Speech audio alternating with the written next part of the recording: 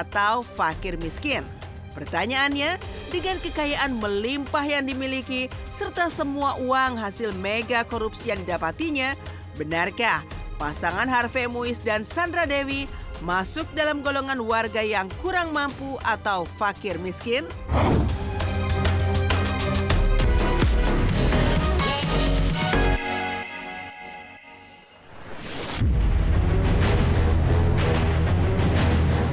Drama putusan Helena Lim diwarnai tangis ibunda yang tak terima anaknya divonis 5 tahun penjara hingga viral Harvey Muiz dan Sandra Dewi pakai BPJS PBI untuk warga fakir miskin. Satu persatu, publik figur yang menjadi terdakwa kasus korupsi pengelolaan timah yang merugikan negara hingga 300 triliun menerima vonis dari majelis hakim. Ya, setelah sebelumnya Harvey Muiz yang juga suami dari aktris Sandra Dewi divonis 6,5 tahun penjara dengan denda 1 miliar dan ganti rugi negara sebesar 210 miliar, maka hari Senin kemarin giliran sejawatnya Crazy Rich Pantai Indah Kapuk Helena Lim yang menerima vonisnya. Helena Lim mendapat kado jelang akhir tahun dari Ketua Majelis Hakim Pengadilan Tipikor Jakarta Pusat berupa vonis 5 tahun penjara dan uang pengganti 900 juta rupiah. Tidak hanya itu, harta benda pengusaha berusia 48 tahun itu juga dirampas dan dilelang untuk menutupi uang pengganti. Tuntutan pidana terhadap terdakwa Helena dengan pidana penjara selama 5 tahun. Menghukum terdakwa Helena untuk membayar uang pengganti sejumlah 900 juta rupiah. Ini kerugian negara 300 triliun. 300 T, bukan miliar lagi, 300 T. Kenapa bisa-bisanya amar putusannya itu sangat-sangat rendah sekali. Tuntutan pun semestinya harusnya di atas. Bukan 8 tahun, harusnya dimaksimalkan. 6 tahun, 5 tahun itu terlalu singkat. 6 tahun, 5 tahun itu terlalu singkat.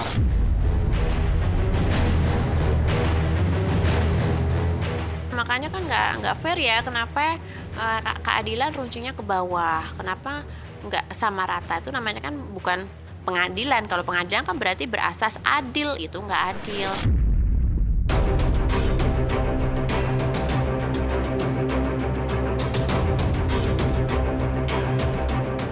Satu hal yang menjadi sorotan dalam sidang vonis itu adalah hadirnya drama dari Hoa Lian, ibunda Helena Lim yang menangis histeris di ruang sidang dan terkulai saat hakim membacakan tuntutannya. Akibatnya, hakim pun memerintahkan petugas keamanan agar Hoa Lian dibawa keluar ruang sidang dengan kursi roda karena aksinya dapat mengganggu jalannya sidang. Dalam tangisnya, Hoa Lian yang duduk di kursi roda juga mengaku siap menukar vonis hakim terhadap Helena dengan nyawanya. Lalu benarkah ibunda Helena tetap tak mengakui putrinya bersalah melakukan korupsi dan merugikan negara hingga 300 triliun?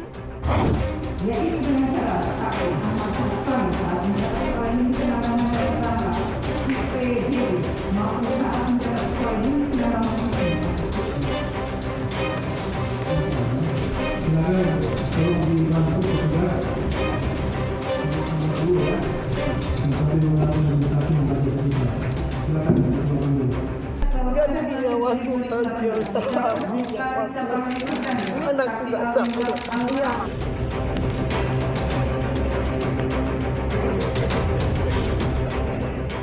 Kurang banyak itu minimal 20 tahun apa seumur hidup lah gitu aja. Kita orang susah digituin, kalau aku gimana? Pasti puluhan tahun itu.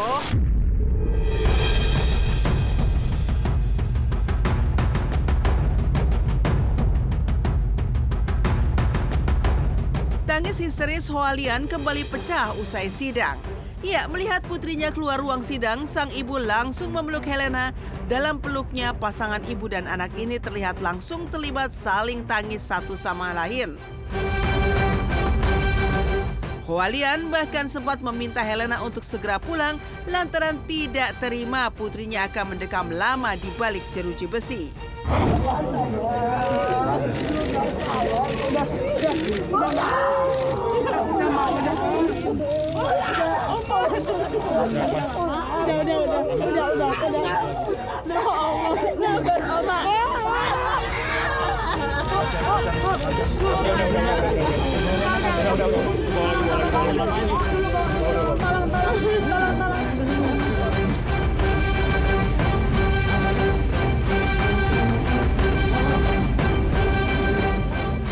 Maling besar kok dihukum ringan?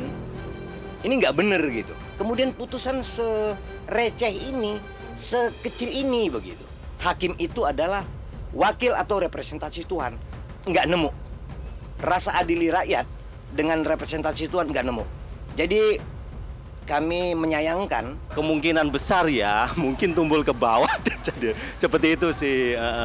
Harusnya kan juga ya mau di bawah mau di atas, namanya hukum harus adil ya, seperti itu sih.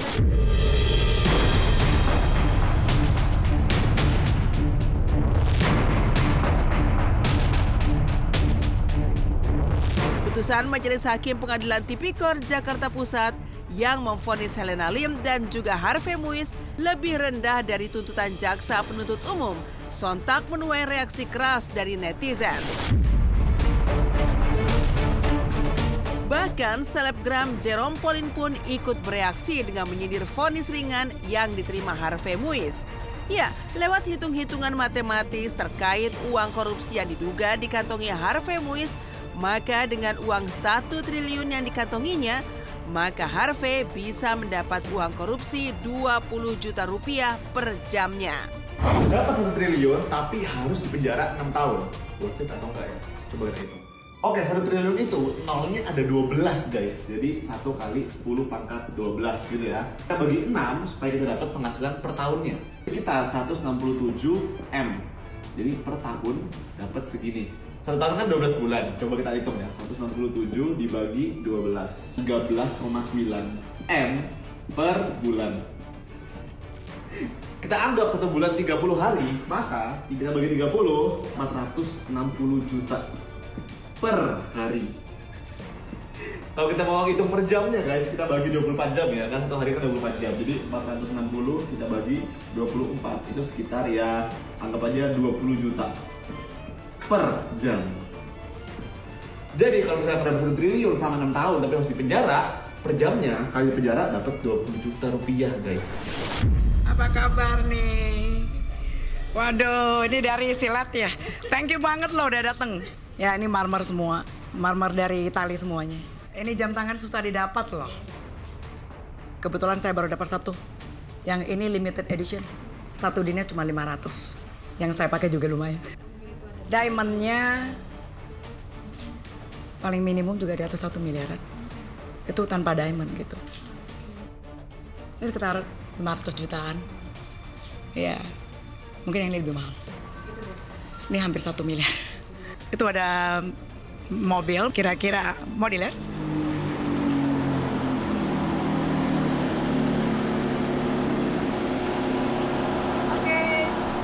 Ini untuk sementara hitungannya terbesar.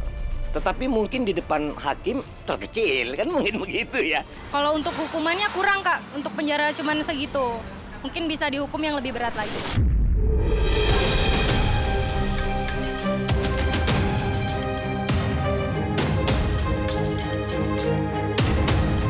Selain Helena Lim, kontroversi ternyata tak hanya memayungi Harvey Muiz terkait vonis serta denda ringan yang didapatinya, tetapi juga terkait fakta mengejutkan lainnya. Di mana diam-diam Harvey dan Sandra Dewi ternyata sejak tanggal 1 Maret tahun 2018 telah terdaftar sebagai peserta penerima bantuan iuran atau PBI BPJS Kesehatan kelas 3 dengan uang iuran yang dibayarkan Pemprov DKI alias gratis. Jelas, hal ini memantik kecurigaan publik. Padahal BPJS kelas 3 merupakan kelas terendah dan hanya diperuntukkan bagi warga yang kurang mampu atau fakir miskin. Pertanyaannya, dengan kekayaan melimpah yang dimiliki serta semua uang hasil mega korupsi yang didapatinya, benarkah pasangan Harvey Muiz dan Sandra Dewi masuk dalam golongan warga yang kurang mampu atau fakir miskin?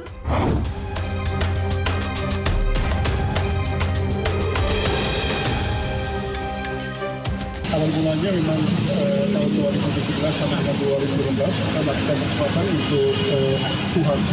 Ya, maksudnya adalah waktu itu untuk katakanlah menduri semua warga DKI agar bisa masuk UHC tanpa terkecuali. Dan Pak Harvey dan Ibu Sandra masuk di BPJS Kesehatan terdaftarnya sejak Maret 2018. Dari zaman aku single, aku sudah sangat pintar mengatur keuangan. Jadi memang aku tuh tadinya orang yang paling irit tadinya. Maksudnya nggak mau, kalau masih single tuh kayak jarang belanja. Tapi setelah punya anak, punya suami, aku nggak bisa begitu lagi karena ternyata kebutuhan anak itu banyak sekali.